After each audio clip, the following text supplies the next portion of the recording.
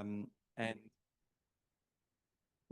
now we know the recording is also in progress. We welcome you all also online to this keynote that concludes our second day of the conference. So let me introduce Nira, who is a distinguished historian and professor of modern South Asian studies at Leiden University, renowned for her pioneering scholarship on identity politics, on everyday life under colonialism, and the complex relationship between state and society in South Asia. Her academic journey began at the University of Colombo, where she taught for several years, and before taking the current chair at the University of Leiden. Nira's research spans a wide array of themes, including the politics of dress, civil society, migration, and objects of consumption, with particular focus on late colonial and modern Sri Lanka. In recent years, our work has moved towards post-national approaches, examining the history of enslaved people and migrants in the Indian Ocean. There are too many publications to cite, but I would like to particularly single out two of them: The Recent Slave in a Palanquin, Colonial Servitude and Resistance in Sri Lanka, that was published in 2020, if I'm not incorrect, and the very well-known Sri Lanka in the Modern Age History. Nira, the floor is yours. Thank you so much. Thank you very much, Giorgio, for your gracious introduction. And let me also thank Tansen Sen and everyone at NYU Shanghai for their very warm hospitality. I'm really honored to be here, though I realize this is going to be the 12th paper today. So I don't have too many illusions that you are going to be listening to me with a lot of attention, but it's okay. I don't mind. So the questions I will address in my keynote lecture, I linked to many of the issues that were mentioned yesterday and today.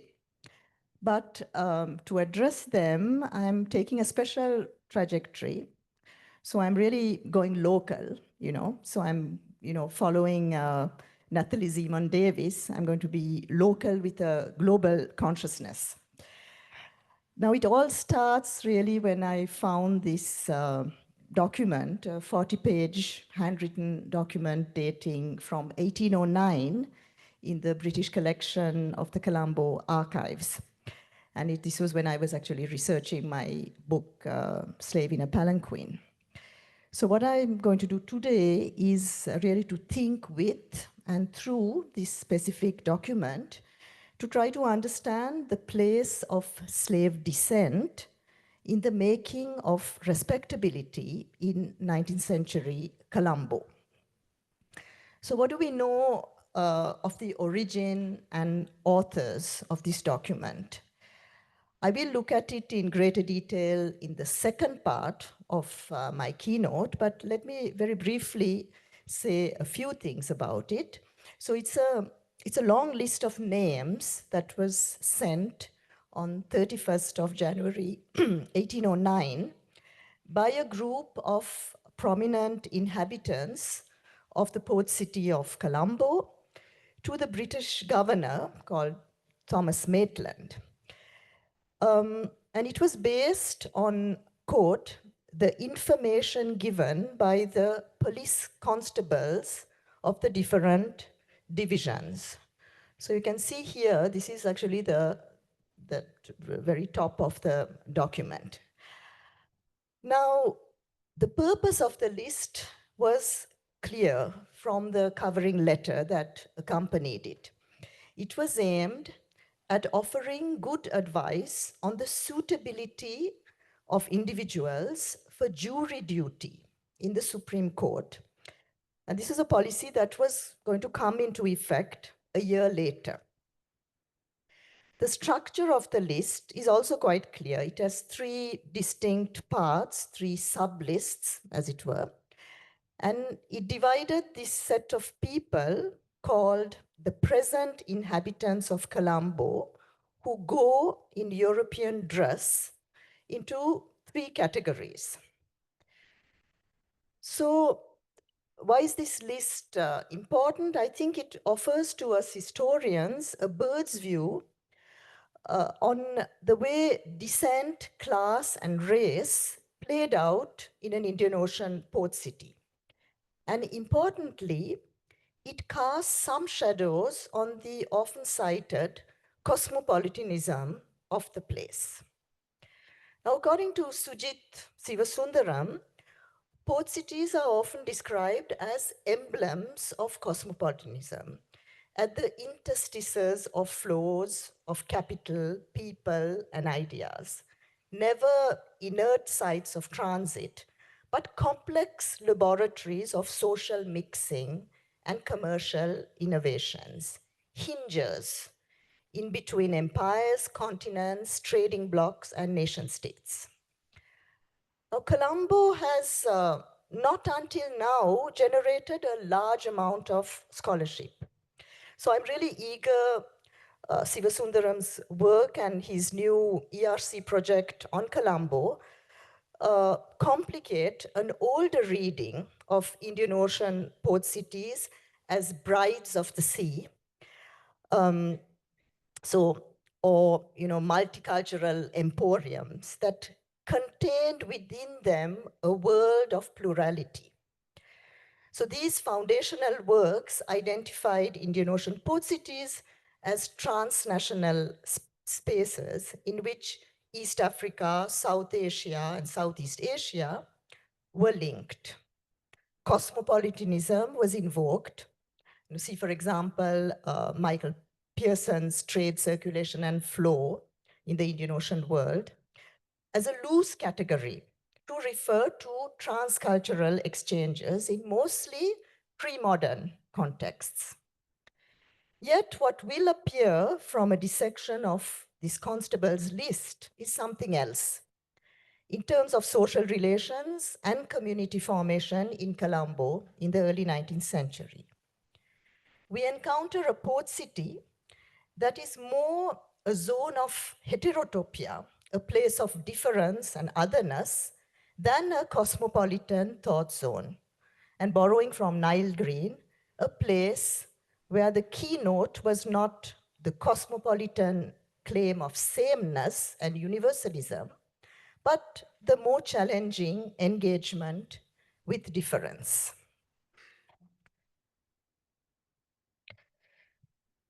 So what is really meant by this? And what were then the defining arcs of difference? A close reading of the Constable's list suggests that race as a political concept, in this instance, adhered to slave descent to form a distinct manner of discrimination. And as in many other cases, racism took on the form of other things. Now, a little bit of history, because Sri Lanka is generally not very well known. I always feel I have to sort of explain Sri Lanka a little bit more, although we know now that it's a large island, thanks to Burkhardt. So to remind you, the maritime provinces in Sri Lanka were first conquered by the Portuguese, 1506 to 1658. And after that, the Dutch, in the guise of the VOC, 1658 to 1796. And actually, there was always an independent kingdom in the middle that was only eventually conquered by the British. So during these 3 centuries, enslaved people were forcefully brought to the island from Africa, India, and the East Indies. And finally, the British in 1796 conquered eventually in 1815 the entire island and abolished slavery and corvée labor. In early 19th century, Sri Lanka slave descent was recorded on paper through a variety of state institutional practices. But the power of naming and classifying was not only in the hands of colonial actors. It also belonged to social groups and individuals attempting to establish their own superior station. So I will argue in this keynote that slave descent as an index of racial impurity was instrumentalized by these new naturalized collectivities led by aspiring elites to evict from their community in making elements that were deemed unsuitable to their ambitions. And this process was most visible in a community called Burghers, and to a lesser extent among the largest Muslim community in the island, known as Moors. And I have actually dealt with the Moors in particular in my book, Slave in a Palanquin. Now, in the first part of this paper, I will clarify what was meant by burghers and how the meaning of this term changed. And for this, we need to go back to the Portuguese conquest of the island that spawned what I call a long Iberian moment that continued well into the 19th century and was central to the entrenchment of the idea of mixity and fragmented identities. So what I'm doing is I'm not actually looking at, in succession, the Portuguese, the Dutch, and the British period. I'm actually sort of looking at this entire period of, 2-3 centuries as part of a single, continuity, which I call the long Iberian movement. So just as space was sort of questioned in the last keynote, I'm going to sort of deconstruct time also. The second part of the paper is based on a close reading of the list of names, and it will focus on the making of respectability in the 19th century through the specific case of burgher elites. The acts of oblivion they performed involved creating a border between what they called respectable burghers and those of alleged mixed, enslaved, and Portuguese descent.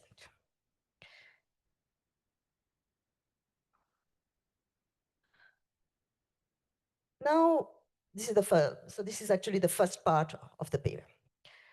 Now, there is much evidence that a long Iberian moment presided over the entry and entrenchment of racialized logics that would shape society in Sri Lanka for centuries and persist until the present day. The outer temporal limit of this Iberian moment in Sri Lanka is really a point in infinitum, running far beyond the collapse of the Portuguese to their Dutch rivals in 1658. Indeed, the Portuguese moment left many traces and footprints, a language that would be spoken in creolized form well into the 19th century, Roman Catholicism that survived the Calvinist onslaught, and significantly, a new way of understanding social difference through the prism of race and purity of blood. So we should note here also that the centrality of a racially based idea of difference is quite unlike the situation on the other side of the Park Straits. And furthermore, it offers a sharp contrast with the reality of community making that had characterized pre-colonial centuries and that involved a ceaseless absorption of flows of migrants from southern India into the Sinhala community, which is the majority community in the island, and into their caste system, what Alan Stratton refers to as the digestion of the foreign. Now, the site that provides the setting for this paper is Colombo, on the southwestern coast of the island. And as I mentioned earlier, Colombo has only occasionally figured in renderings of Asian port cities. Yet Zoltan Biederman argues that it still qualifies as a port city based on the fact that it sprang up and developed primarily because of its location next to a natural harbor that became an important commercial port. And the fact that at later stages, port activities ceased to be the dominant factor in the economic and social life of the settlement does not, in his view, alter the definition. Now, before the arrival of Europeans under the kingdom of Kotte, Muslim traders carried out a flourishing commerce in spices from the ports of Colombo, Gaul, and Nigambo. And Colombo was incorporated into a colonial Indian Ocean space from the 16th century onward. Portuguese Colombo belonged to the Portuguese Indian Ocean space, defined by a series of hierarchically organized ports along the route of Carrera da India, the ship that linked the capital of the Indian Empire, Goa, with the metropole, Lisbon and Oporto. Now, the city was defined by four main institutions that were, in a sense, alien to Lankan society: the port, the fort, the fettoria, and the church, with a large church square at the center. Used as the locus for looting, gathering, and storing the riches from the surrounding, the fettoria served as the warehouse, library, office, and residence of the fetor, the powerful royal trading representative, and also the intelligence officer directly appointed by the king. The environment of the city was colonized and marketized and became a key locale for merchant community formations in the early modern era. So let me tell you briefly something about the two groups of people who will appear in this constable's list: the enslaved and the burghers. So who were these enslaved people? When the British took over the island in 1796, apart from the Sinhalese, Tamils, Muslims, Europeans, and others, they encountered a distinct group of people whose status was different from the majority of indigenous people. So this first category was made of enslaved people in the Tamil-speaking areas of the island, so that's in the north and the east, who as a vast majority were not socially alienated, belonged to the land they worked on, and whose status had been modified from bonded labor to slave status during Dutch rule. So they were what you called agrestic slaves of the Koviar, Nalavar, and Pallar castes, who worked the fields of higher caste Velalar families and European proprietors. A smaller percentage of the enslaved consisted of people whose ancestors had been brought over to the island from South and Southeast Asia during the Dutch period and forcibly worked in elite and middle class households of the island's port cities, especially Colombo. And it's the second group that this paper will refer to. And we have a few visual representations of these enslaved people. We also know, a few things about them. For example, in a Dutch household, on average, in Colombo, there would be about 10 enslaved people per house. So there's quite a lot of work being done on the sort of the everyday life of these enslaved people. You also see them sometimes, in corners of paintings, and you can sort of recognize also like the Southeast Asian type of figure, on the right. Now, let's move on now to the term burghers. The meaning of burghers needs to be understood at the point of departure and the point of arrival. Because between the 17th and 19th centuries, the term burgher went through an interesting transformation shifting from being a title of citizenship granted by the VOC to free settlers, who included mainly European ex-company servants, to meaning all those of European descent, including people who identified as Portuguese. In 1804, there was still a distinction made by the British administration between what they called Dutch inhabitants, so these were the European company servants, and Portuguese. Of the 900 Dutch inhabitants who remained after the fall of the VOC rule in 1796, most of these Dutchmen, most actually had property on the island and were married to indigenous people or descendants of European and indigenous women.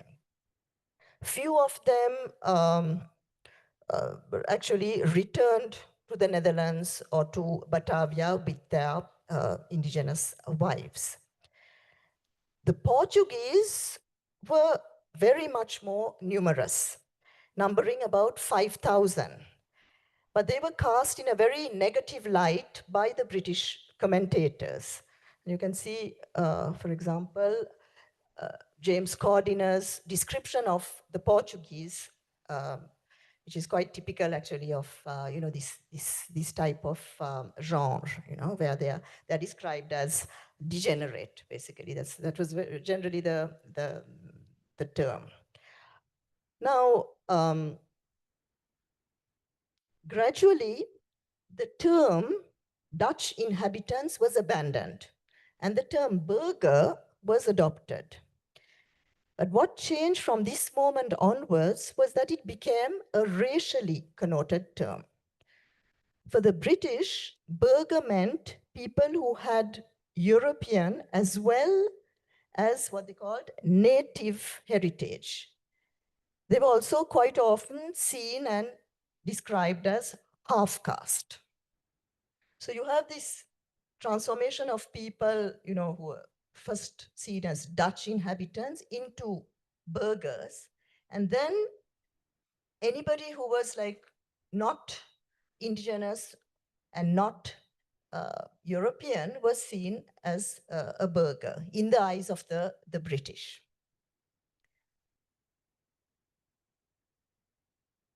Now, so burghers were really these people in between, people who did not fall within these two main categories of colonial society, European and native, or until the late 1830s, the three census categories in Ceylon that were white, black, and slave. And it's quite interesting that in Sri Lanka, these terms white, black were used, quite unlike in India, where it was, I think, it's much more reminiscent of the type of language that you find in places like Cape. Now, burghers were then these people in between that you also find in other parts of the colonized world. For instance, the Cape Coloureds or the gens de couleur affranchis in Mauritius, or the Belanda d'époque, the Mardikers, the Orang Porgo in Minahasa.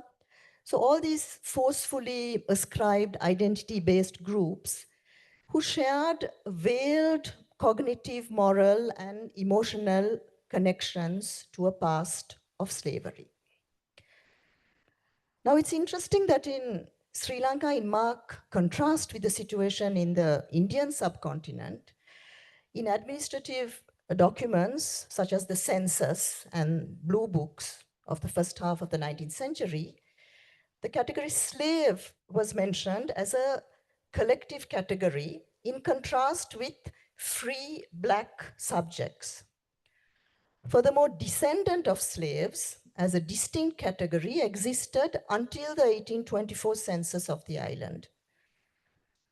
The social and political conditions that produced these recorded taxonomies and the political and moral projects that were served by the appearance and disappearance of certain categories of classification are crucial to understand strategies taken by people of slave descent. Now I would like to move to the idea of fragmentation. And here, my main argument is that it's in Sri Lanka's encounter with colonialism that led some individuals in the island to be described as fragments of a whole, insofar as one can rely on pre-modern Sinhalese and Tamil texts and local land registers such as the Lekam Mithi to understand an everyday reality. So in the past, a pre-colonial person, it seemed, belonged all at once to many wholes. A jati, a term that conflates what is known today as caste, from the Portuguese casta, and a people sharing a language, Sinhala or Tamil, faith-based practices that could be the sasana. The term Buddhism or Buddhagama did not exist before the Portuguese introduced the word agama, which means religion. So it could also be Islam or the worship of Shiva. So there is no real evidence that any form of strict endogamy was practiced among people who at various times identified as belonging to these distinct cultural, linguistic, faith-based groups.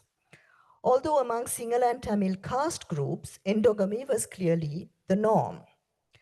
And you have a number of, texts that seem to prove this. Now, there's the Niti Nigandua, the Code of Kandyan Law, that lists restrictions upon marriage, where legal marriage was only possible within the caste. And this is like in Sinhalese majority areas. There are only rare mentions in local sources of the existence of mixing, or the idea of mixing. One instance is in this medieval Sinhalese work called Pujavaliya. Among the many crimes of Kalinga Maga and his troops from South India, which are detailed in this book, we find the idea of mixing clearly articulated. It says they mixed with the jatis or nations of women of Lankan caste or kula. Yet the outcome of these violent mixings were not referred to. So the idea of mixing is there, but you don't really know what the outcome is and how this is described. So one can suppose that in the event of the crossing of these cultural boundaries through marriage or otherwise, the progeny would have taken the identity of one or the other parent in medieval Lanka, of course. So before the Portuguese colonialism, the notion of half-caste, mixed race, or terms such as mulattoes or mestizos to describe human beings were not conceivable.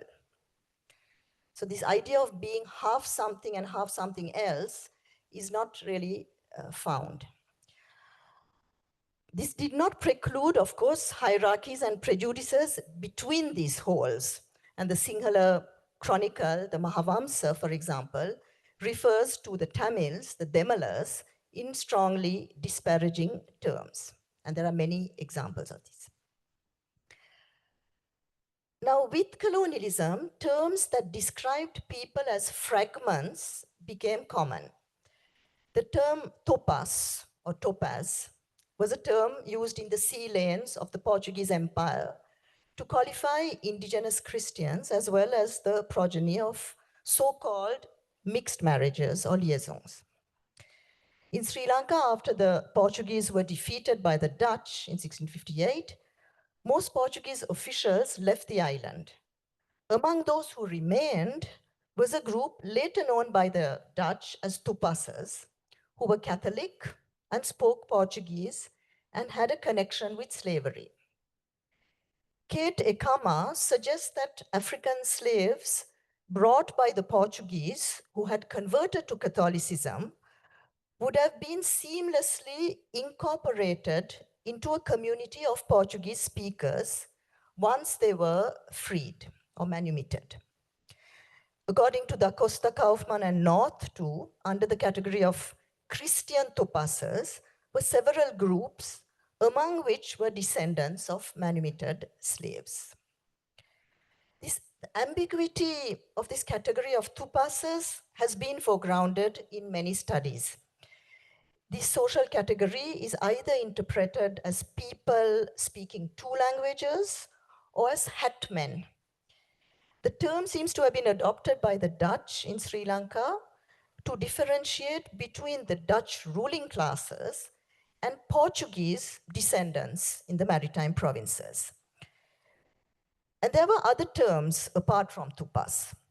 In the Dutch social world, people were divided into Europeans, zwarte, that's blacks, that's a term used for all non-whites, and an array of less well-defined categories such as castis, pustis, mixtis, alongside these tupasas.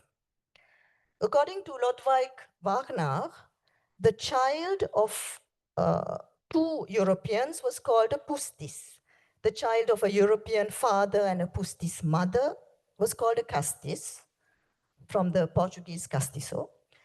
And a child of a European or castis father and native mother was called a mixtis or mestizo. Michael Roberts quite rightly states that these classificatory schemes should be read as statements of intent rather than effective instruments, as attempted modes of control rather than overwhelming ways of being. Now, Zoltan Biederman, on the other hand, saw the early Iberian moment in Sri Lanka as one where cosmopolitanism trumped notions of race and blood and contrasted with other Portuguese colonies where there were very carefully passed and curated mixed race types, such as the octoroons in the famous Mexican casta paintings. So Biederman writes, and I've sort of emphasized, the part that I think is important. He speaks about this melting pot, where proto-racial distinctions, such as those cultivated in colonial Mexico, were pointless. So the persistence of racialization and fragmented racialized types throughout Dutch rule tends, however, to invalidate Biederman's hopeful vision of a melting pot.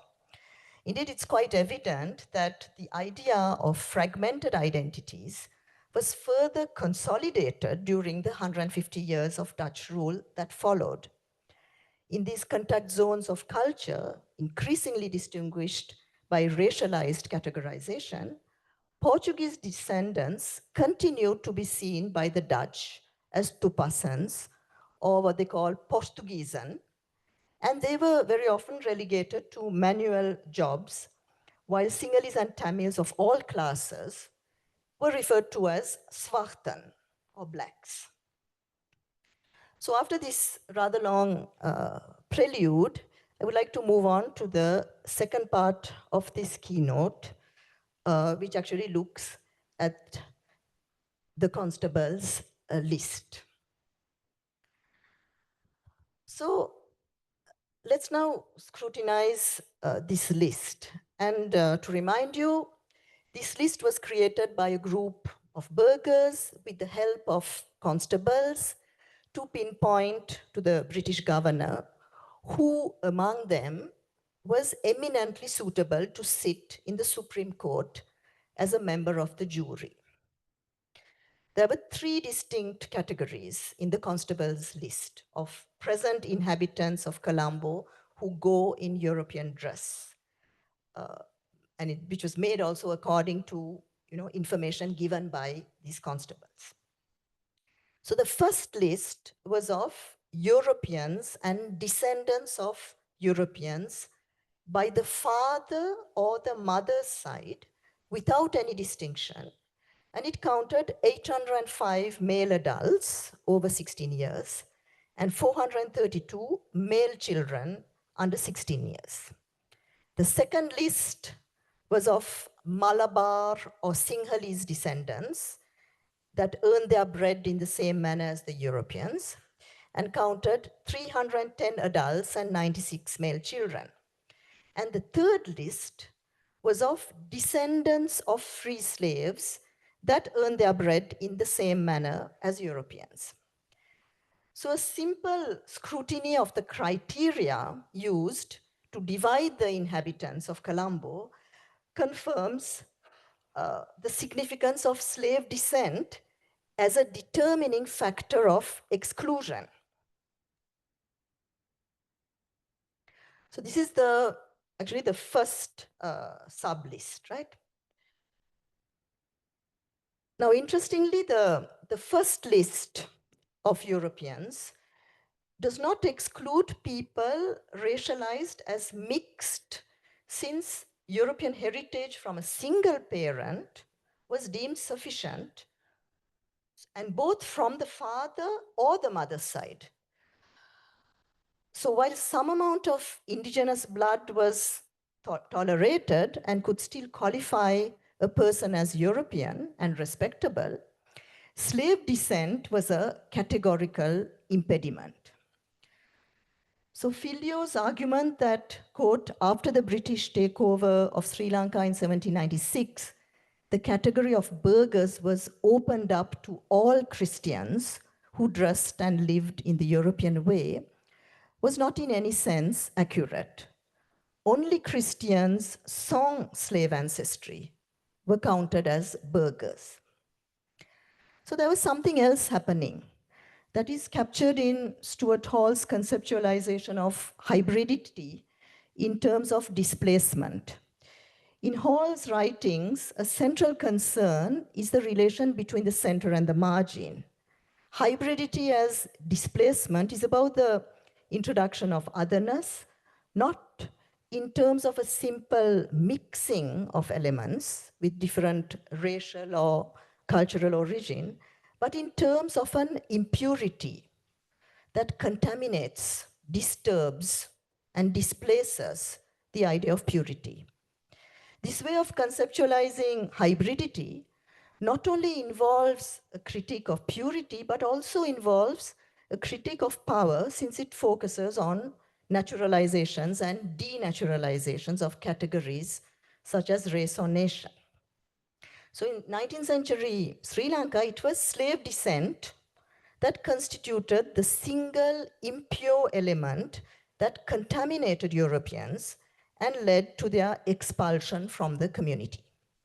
Indigenous blood alone did not lead to this form of displacement. Now, class 2 acted as an aggravating factor. In each sub-list, the same information was provided: full name, and only for some on the list, an occupation. The first sub-list was an illustration of respectability and distinction, since the majority of the men listed, from the most important to the humblest, were either in the army, in the colonial administration, or employed as bookkeeper, proctor at the Supreme Court, clerk, shopkeeper, writer, dancing master, with an occasional but rare carpenter or tailor.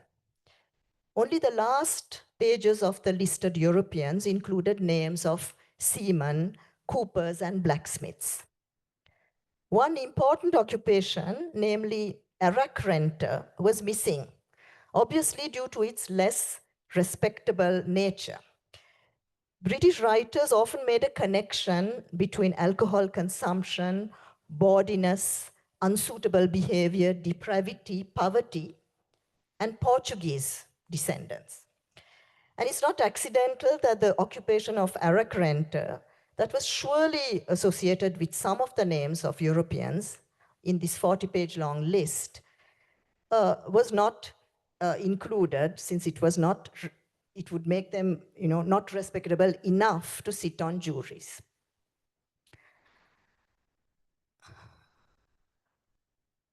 Now, the signatories that appear at the end of the document all belong to the sub-list of Europeans. So that's to the first list.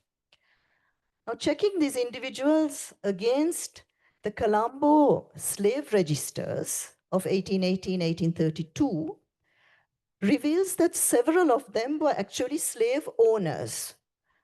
And so we have, it's very interesting for Sri Lanka, there are actually slave registers because from 1816 onwards, the British introduced like a form of gradual abolition of slavery.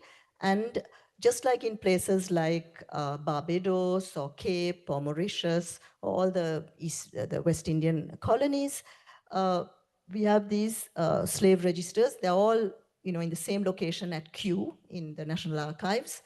And it's quite unique because I think it's the only South Asian country that actually has these slave registers. So it's quite interesting because you can check the name of the proprietors of the enslaved. You have the name of the enslaved person and their age, gender, etc., and sometimes some interesting notes.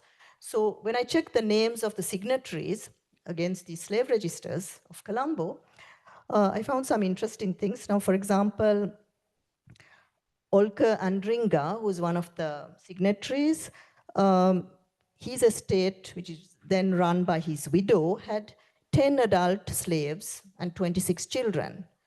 Then Burnong's widow had 1 slave. The estate of Reverend Giffering had 7 slaves. So the fact that men on this list were slave owners themselves, I mean, it's obvious then that enslavement would act as an absolute disqualifier, for respectability and burgher identity. Now, the second list is of the Malabars and Sinhalese. So Malabars is the term, given, the generic term given to Tamils and Colombo Chettis. So this list also is quite diverse, and you have a number of occupations such as writer, sailor, schoolmaster, surgeon, interpreter to the magistrate, and also a number of blacksmiths, bookbinders, tailors, carpenters, etc. Now, from their names, it's not possible to ascertain whether they were actually Christians, since by this time, in Colombo, wearing a Europeanized dress had been adopted. So people, dressed in this manner. This was quite common in the Low Country. So you wore the Western coat over the sarong. And sometimes even people wore, Western style trousers. Now, sorry. The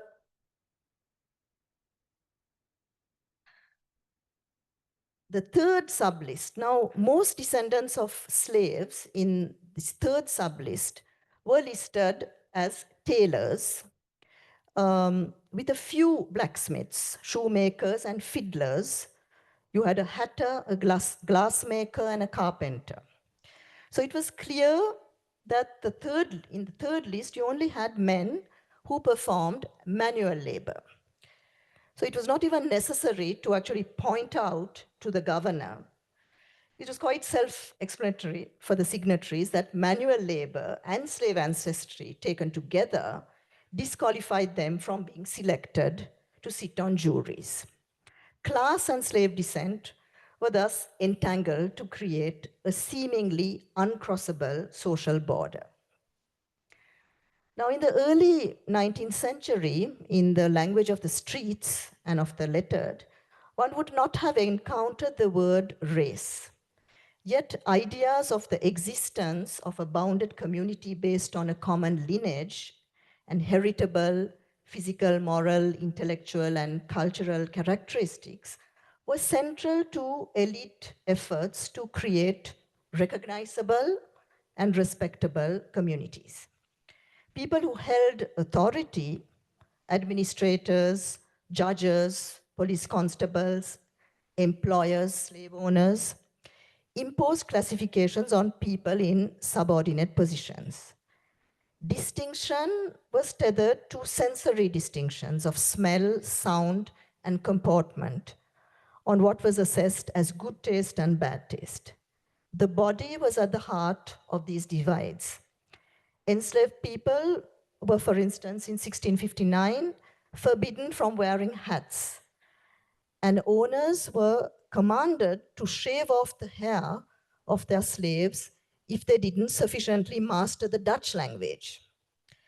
So wearing a hat was one of the first acts of freedom that former enslaved people performed.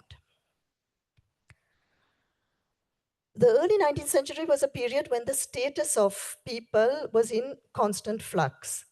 Individuals who had been enslaved under the VOC witnessed several formal measures that brought about formal freedom. As early as in 1802, with Governor North's regulation, slaves who had belonged to the Dutch company were set free.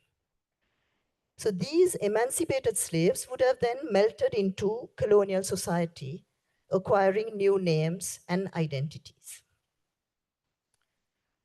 So I would like to end this talk with some thoughts on the ambiguity of names. So scrutinizing the names in these three lists, what is striking is a certain randomness in the distribution of names. Curiously, some names appear on all three lists. And this is the case of names such as Christophels, Jans, Fernando, Pereira, to cite the most obvious. So these names are there among the respectable burghers, the Malabar and the Sinhalese, and the descendants of enslaved people. Now, some of the names in the third list, that's the list of descendants of free slaves, and these are men who would be ousted from the Dutch burgher ranks as impure and contaminated, and later on would be called Portuguese burghers.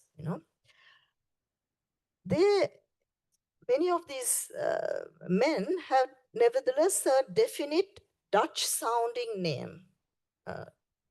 Among them were people like Laurens Isaacs, Cornelius de Lange, Johannes Jans, David Peters, Christian van Hoof.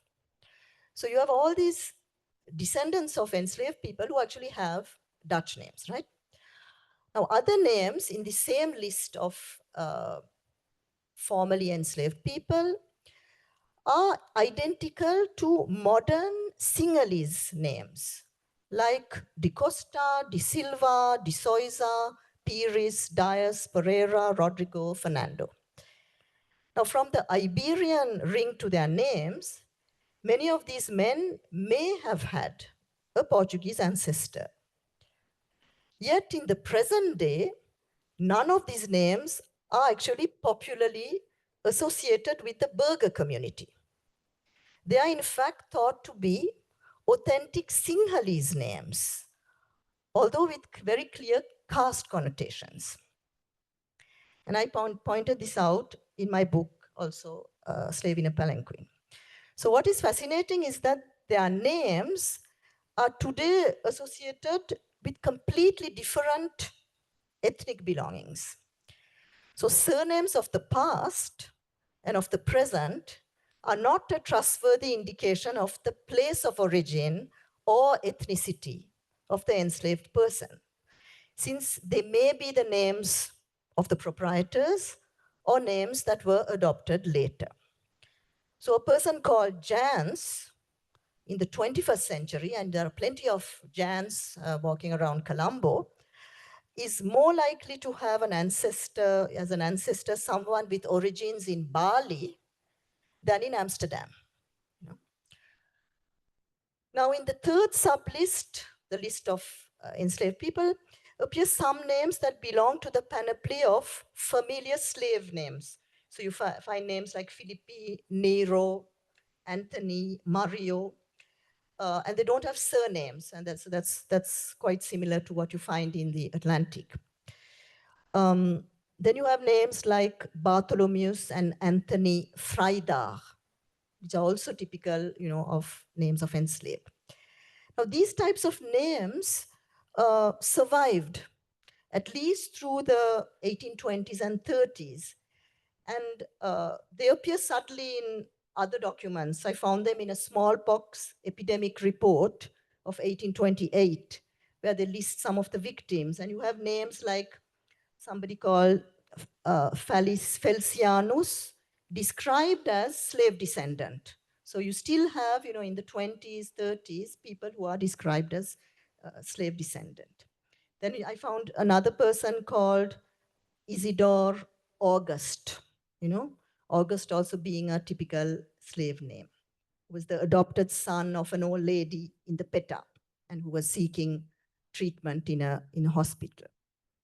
Now, these types of names would actually disappear in the decades that follow.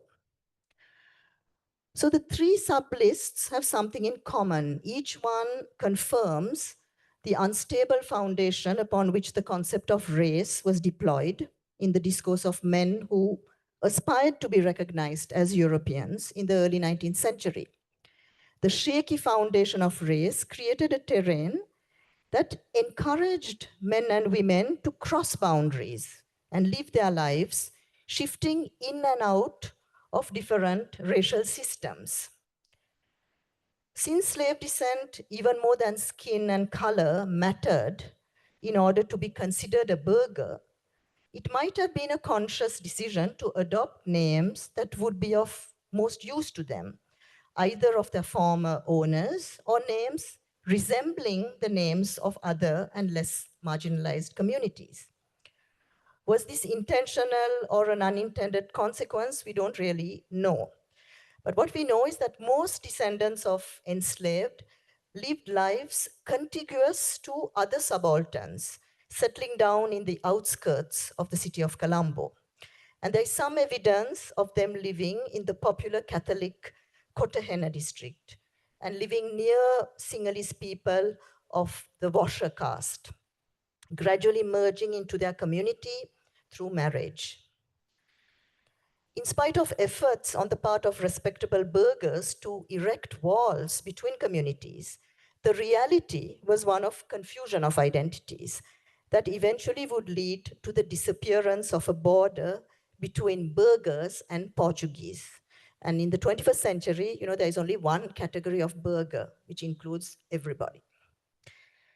The ambivalent border between racialized identities in Colombo in the 19th century exemplifies not so much the fluidity of identities, which is after all not unique to this location or time, but an unusual agility practiced by common people in acting through their everyday lives. There was room to maneuver, to move in and out of social formations. It was possible to be a mechanic, a tupas, a tailor, and share a name with a respectable burgher such as Christophels. It was possible to aspire to become other, a local subject belonging to a situated community of kin, neighbors, friends, and enemies, by refusing to abide by the borders drawn by elites.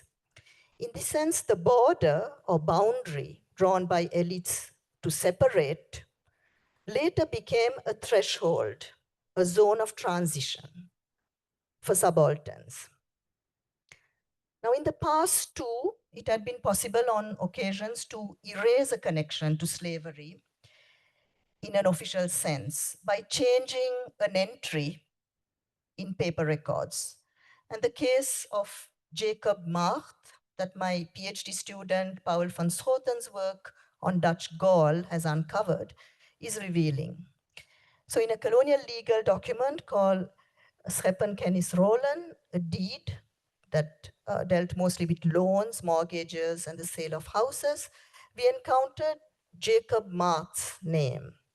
And his deed concerns the sale of a garden outside the Gaul fort.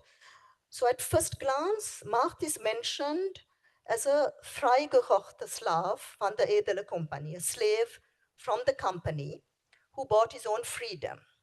But when you look closely at the document, you can discern something else. The entry has been crossed out and replaced with Dienstbar in the Edele Company Packhouse, working in the company warehouse. So it seems that,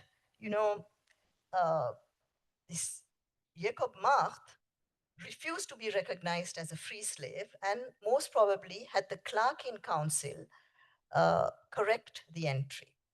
So through this official act, he moved from being part of a community of emancipated slaves to one defined by his labor. The trace of slave descent in Colombo would disappear by the 1850s. After 2 generations, the label was no longer attached to people's names in any official documents. So just a word on what happened to jury duty. I come back to this. So the list of 1809 was actually an aspirational list created by men who wanted to sit on juries. This is an image, of the Supreme Court. So the Supreme Court Justice Alexander Johnston had in fact intimated that if men who owned slaves agreed to a gradual emancipation of their slaves, they would in exchange be awarded the right to sit on juries. So juries set to work in 1812. And in Ceylon, they would work by majority vote. So you had an odd number, which was then desirable. And the privilege to sit on a jury was extended to men outside the burgher community as well. So in Ceylon, you had actually, a list of people sitting on juries in 1812 that classifies them as burghers, velallas, tutors, moors, and each divided in 4 classes. So let me now move towards a conclusion. In Colombo, a city of migrants making claims of respectability meant for newly wealthy people creating a community that was distinct from the poor and urban dwellers, the laboring classes, that many of them had actually succeeded, in transcending through their own efforts. This community emerged from a feeling of unease on the part of the more affluent burghers that any of their kin shared a common inheritance with formerly enslaved people. Now, in this paper, I did not really attempt to chart a history of origins. What this paper did was explore when the idea of mixed blood or heritage appeared in the island, when mixing became a problem, and what qualified as mixed at a particular moment in time. And such questions are transportable in other places, to other places and time. Was there elsewhere a similar tethering of race and slave descent? Procedures seem to have varied from an explicit denial of common inheritance with formerly enslaved people, as among the Muslims and burghers in Lanka, to an elision of that part of their past by Malay speakers in Sri Lanka. There are also many similarities between the Mardaikas in Indonesia, descendants of Asian slaves brought to Indonesia by the Portuguese and Dutch. Just as the burghers, aspiring Mardaikas, identified with their European, white, and Christian ancestors, rather than with a slave past, partially erased through conversion and the appropriation of cultural and linguistic symbols. And Mardaika as a category disappears in the early 19th century, replaced by the Tugus, who claimed a Portuguese lineage. But paradoxically, although burghers chose to be Europeans and white, purifying their group by extirpating polluting elements such as descendants of slaves, they would always be regarded as mixed by the Sinhalese and Tamil people. So thinking with And Stoller, we can ask what an effective history of race and mixity might look like in a place like Colombo. At the outset, since there are no races in current biological understanding, and race is obviously a social construction on all levels, there can be no mixed races per se, which makes the unproblematic use of categories such as mixed race, Eurasian, biracial, mestizo, or mulatto in academic texts troubling. Now, with all due respect also to Edouard Glissant, reading social change as creolization is, for me, also equally unsatisfactory. It is, of course, very pertinent when it questions the hold of colonial and racial orders in the present. But to understand the process, I find it's rather unsatisfactory because one cannot really explain uh, the process, which is what you want to explain, using something which is part of the analytical toolkit. Furthermore, the argument that everyone is mixed or multicultural risks masking the history of racializing of formerly colonized people. The bricolage that Françoise Verjas refers to was indeed something that was created in a situation of conflict. Many studies of spaces of creolization and hybridity end up implicitly celebrating mixture rather than uncovering its often sinister logics. And this opens up the risk of glossing over power differences between unequally positioned groups in defining the meaning of the hybrid and the pure. Therefore, the question of whose interests are served by articulating identity in terms of hybridity rather than purity in specific instances is, in my view, the crucial question for a historian. And a text such as the Constable's list is helpful to answer this specific question. The case of the burghers shows that categorization produces a field of significance, of signification, and ultimately of intelligibility. Understanding the workings of race in early 19th century Colombo and how slave descent became the index of impurity for the burgher community is an invitation to abandon the language of race altogether and trade it for the study of racialization in time. And we have everything to gain, I feel, in adopting and using the language of the present and its categories of analysis, such as multi-racialized, rather than continue to think with and through terms such as mixed, mestizo, or Eurasian, if we are to write an effective history of social change in colonial port cities. Thank you.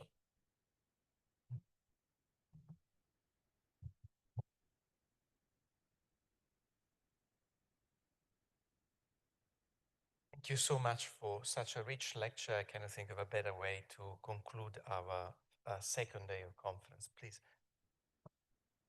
Open to questions. We have about 25 minutes for questions.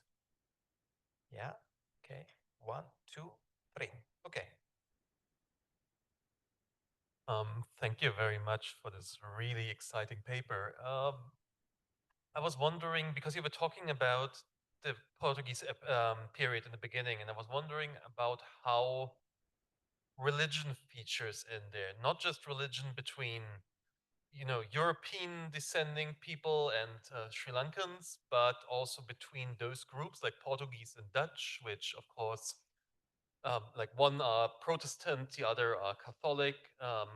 And I had the impression when I was checking the Indian sources, or like the sources on India, like the European sources in India, that there are slight differences. Like, for example, the Portuguese establishing the Goan Inquisition to figure out who is like a fake convert, and that have been distinction categories, I think important distinction categories.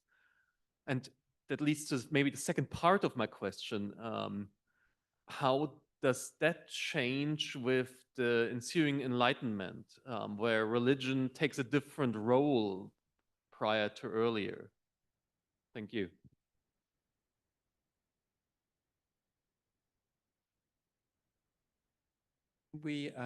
George, yes, we have the first three questions. Okay, thanks. That was great. Just to add to some of your comparative case studies there, I wonder if you're familiar with the work of Jonathan Glassman on Zanzibar, another place that's similarly described as a kind of archetypal cosmopolitan melting pot, but then ends in a violent racial revolution in the 1960s.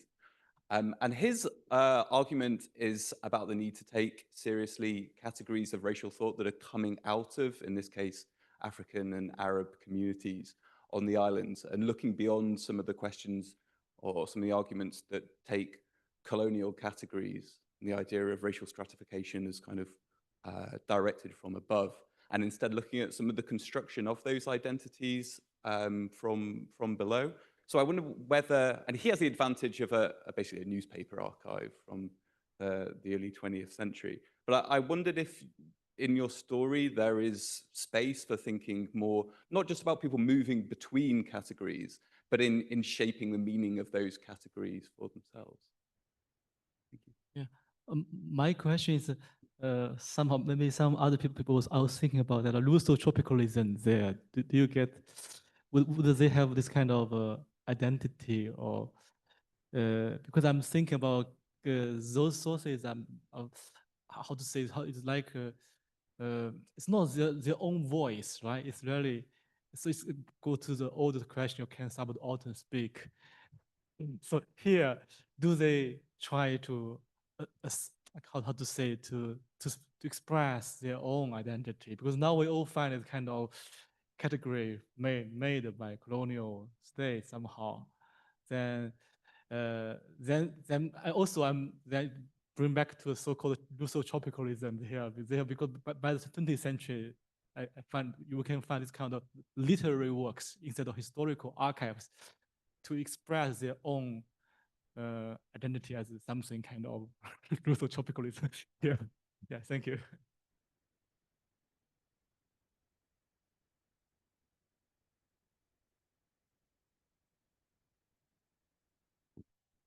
Yeah, the first point, Anil, you raised about religion. Well,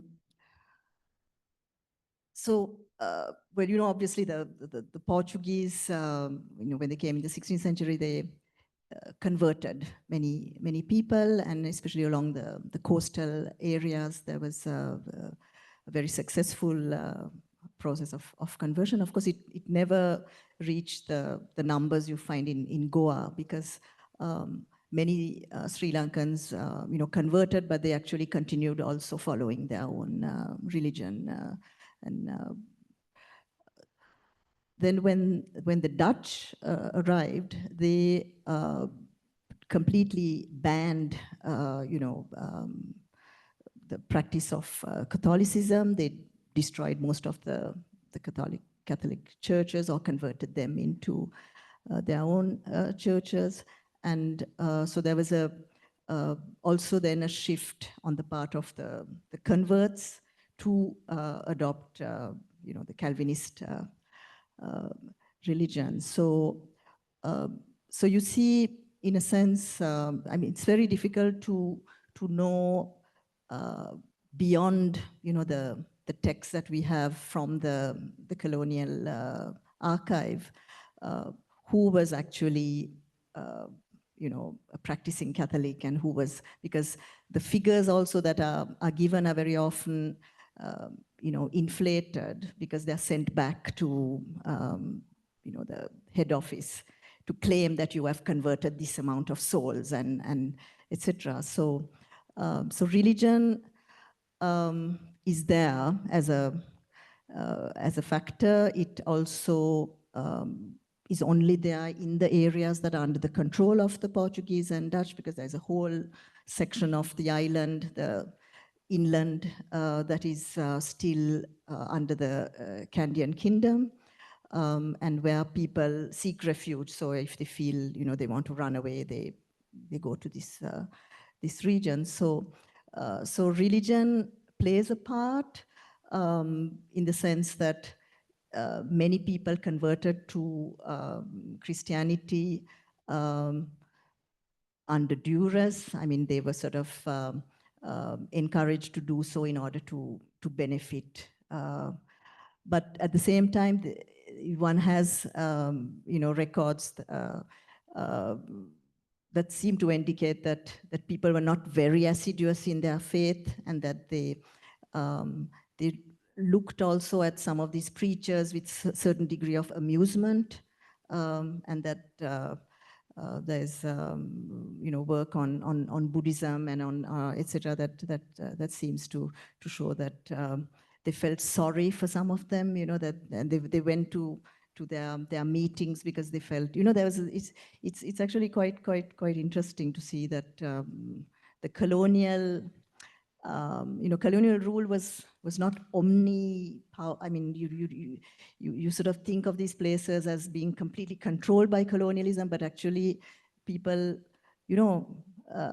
very often overrode all these strictures, and they were able to, they just continued with their everyday life, And I've forgotten who was, yes, Zanzibar, and the local indigenous categories. Yes, I mean, there is a whole another paper that can be written about, the way the Sinhalese and Tamils and actually, and also to answer one question at the same time, where, the subaltern groups sort of were able to challenge these categories. I mean, these are not, I mean, I read this text mainly to try to understand, the part played by slave descent in, sort of shaping the idea of purity and impurity. But if I were to, think about how communities actually formed and how they function in the everyday, I would have to look at a completely different type of archive and material, which would be which would be in the vernacular languages, and which would allow me also to access the way people thought about themselves. But these types of this type of material is actually quite rare. It's you'll find it. You might find it in a in a petition, somebody claiming to be member of a particular caste or member of a particular community. You might find it, but people don't actually express this identity unless there is some kind of conflict, or it's sort of taken for granted. It's so it's very much when there is a some kind of perk, some kind of entitlement that people try to aspire to, then these claims are made, and these claims are often made, with regard to the colonial administration, because at that stage it was really those were the type of jobs that people were competing for. Very good. By the way, those online, please, raise your hand. If there is anyone online, I'm sure that we will be told. Feel free to ask questions. I have Burkhard, and then I have also David, and I have Tanzania. I might add myself in this list of 4. I get up so I can see you and you can see me. Thank you for this very interesting talk. I can feel with you, because whenever, also as an anthropologist, you deal with identity, after some time you get in trouble and you get confused, because of course it's not about identity, but about identity markers, about processes of identification, and about the politics which is behind labeling this group and also hierarchizing this. In my former life, I worked on India. There, of course, you had to look at the British census activities, which were very much trying to make, put order into this chaos, which they thought is a chaos. And now also in Mauritius, we had a similar case, also looking at a post-colonial society where many different groups came together and mixed, and how can you make sense out of it in census activities. In Mauritius, they put religion as an important marker of identity, whether you're Hindu or Christian, but they also mix it, where do you come from? So there's a sort of complex putting together, joining together of different markers of identity, which are not of the same type. So my question to you is also about the specific purpose. These lists, or this list, was about looking for how can some people be suitable for a political legal framework of action. And you went from there to society. So for example, to marriage and to race, or were you a slave or not. But can you somehow go from this political framework to society without making shifts in analysis? So it's not a direct way from there to there. Marriage, for example, it's always a question. Again, we have gender, for example, whether you marry up or down or at the same level, and so on. Yes, it's not a question, but the question is, what do you say about this?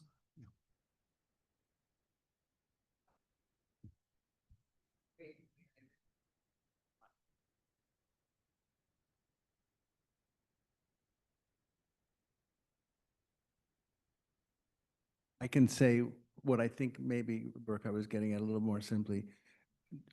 You refer to a document that pertains to a particular activity of selecting people for a jury. And you also at the end indicated that the people who were on that list actually wanted to be on that list, or they were aspiring to be on the jury. They created the list. Okay. So in other words, this was a very specific document with a very specific, very localized meaning.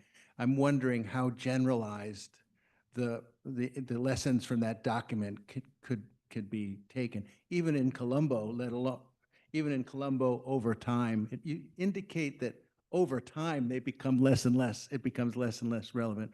But Colombo is only a small part of Sri Lanka, so I'm just wondering how far out it might go. And the other, so that was the simple question. That was that. But the other one is a little bit more. I heard you use the word indigenous at some point, and I just would like to know what you mean by that. Tansen, we are going for very short questions now. Yeah, just about the sources. Again, you mentioned that you were looking for other perhaps self-reflective sources, but you also mentioned petitions. So beyond the jury, what kind of legal cases have you seen that make this either acceptable or a conflicting thing once it becomes a problem? How does it reflect not just in the marriages, but in legal property cases? How does it reflect there, or it doesn't show up in other forms?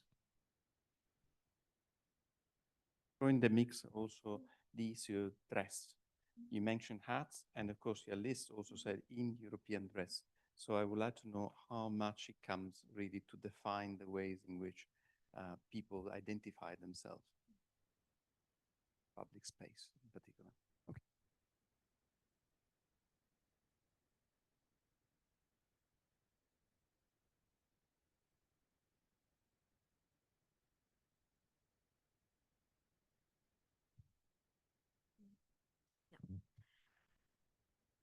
Yes, so I'll try to answer both of you at the same time. So this, I mean, the reason I was intrigued by this list was, one was that it was actually created by a group of burghers. So it's not a list that is created by the state. You know, it's aimed at making a claim towards the state for a certain privilege, which is sitting on the jury, becoming a member of the jury, you know, in the Supreme Court. So it is it in a sense representative of how burghers perceive themselves? I think it is, because this is one instance where they mention, you know, the impurity of having an ancestor who was connected to slavery, but there are plenty of other instances where they in various speeches, in petitions, in publications. They create a Dutch Burger Union, for example, which has very clear, you know, rules of who can belong and who cannot belong. So I think, in a sense, this text is a kind of a it encapsulates this idea that it's fine to be, in a sense, connected to Sinhalese or Tamils or Chettis or etc. But if you are connected with somebody who has any connection with the past of enslavement, that's really a no-go. And when I speak about indigenous, I was trying to avoid using the term native. So what I mean by indigenous is basically everybody in the island who lives in the island who is not part of the colonial apparatus. So I mean the group that that is not involved in ruling, basically. Yeah. So what? Ah, yeah, the hats. Yes. Yes. So the dress. Yeah, the dress. So the hat. Yeah, the hat you find that in a number of even 18th century, you know, paintings. You have these very sort of ragged-looking people, but who are wearing a hat, and that is to indicate that they are emancipated. They are manumitted.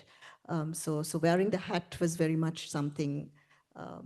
And this sort of debates about you know, who had the right to wear shoes, for example, or who had the right in certain spaces.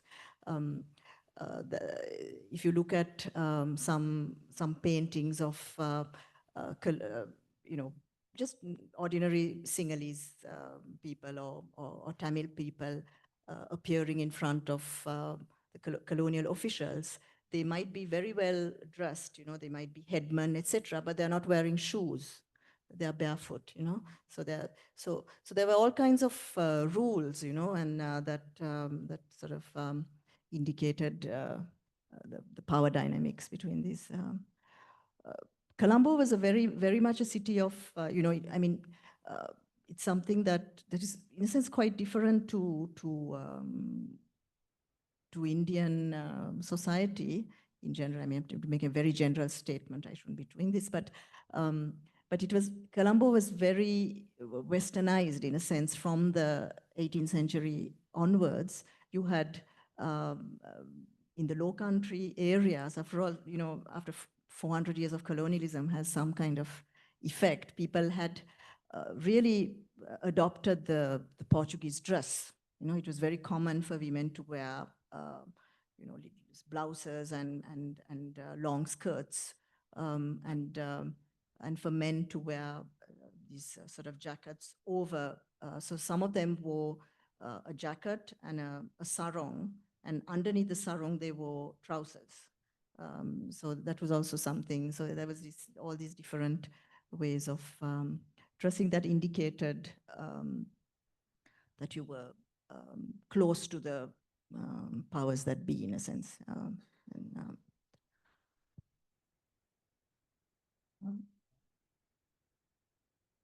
We have a couple of minutes. A burning question, one or two, and then very brief answers. Okay, over there.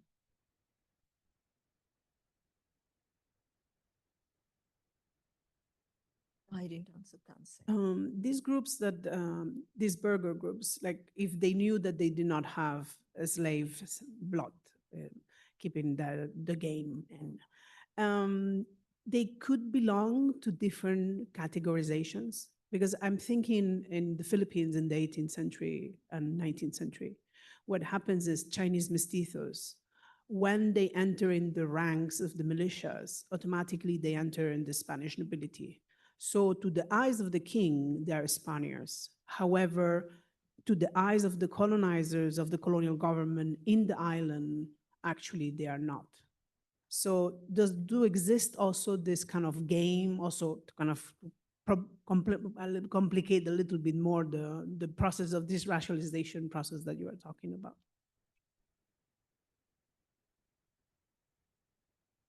Yes, yeah. I can't remember what she asked. Was it something about the the local sources? Yeah, yeah.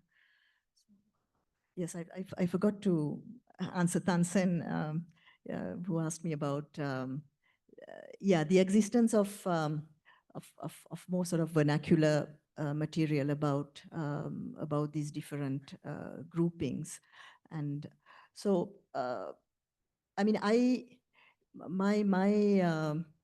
my approach is really to avoid as much as possible to using the categories that that are given to me from the colonial documents, and to simply question their boundaries. So that's what I'm trying to do with the burgers. I'm trying to historicize the notion of burger, sort of show how it changes, and how there is a certain amount of self-definition, but there is also the way other people look at them. So for example, the Sinhalese and Tamil people always saw burgers as being mixed, as not being completely European, whereas the burgers themselves, they really emphasize their connection to Europe and to some kind of the society. So so it's simply that complexity that I wanted to highlight, and whether it's possible to really access what people who did not belong to this group was thought about themselves, etc. I mean, it's a very, very difficult question. I especially for this period, as you move on to the late 19th century, and when you have a literary record, and you have people actually writing in their languages and competing and making claims in a much more sort of explicit manner, then it's possible. But in the early period, in which, I mean, this is really nearly pre-modern. It's really the transition period between Dutch and British rule. It's much more difficult, except when you see them in particular instances, in court cases, in making petitions, making writing letters, and then it's it's a very sort of patchy archive that you have. So. Ask what are those Buddhist monks doing in the right corner?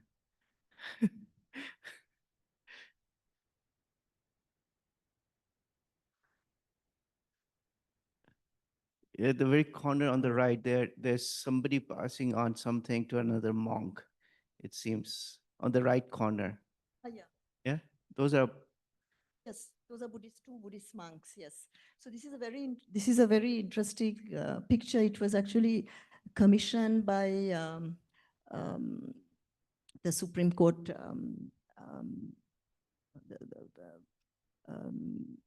the chief of the Supreme Court, and it was drawn by someone who had never stepped into Sri Lanka. It was drawn actually by somebody in England, so purely based on their imagination. But it sort of encapsulates the moment when in 1816, the first law, for the gradual abolition of slavery is introduced. So you see, actually not in this, I have sort of, yeah, I think in the previous picture, you'll see, a woman holding this paper, which is actually the act of abolition. And I mentioned to you that, as a reward for abolishing their slaves, people were given the right to sit in juries. So you see the people in the jury here. So what the two monks are doing, of course, I don't know. I mean, they seem to be Three monks. There's one yes, monk yes, standing. yes, Yeah. yes. That is rather mysterious. Yeah. The mystery of the monks. Yes. I think they probably wanted to show give a snapshot of the population of the island. So they represented all the possible characters, because you see a number of like people wearing Muslim type of things. You can see and these obviously, yeah, these would be like I suppose Tamils and Jury. Cosmopolitan jury. yeah, cosmopolitan, a very sort of a snapshot of the population. Yeah. Thank you very much. I cannot think of a better way to conclude the day, and I have to stop you. Knowing you, we will stay here an hour just examining that painting. And before we thank Nira, then we pass the word to Tanzan for the evening, I would like to say that the keynote is also an endurance test on the part of the people who have to give this lecture quite late after a very long day. So we are very, very grateful indeed. Thank you so much.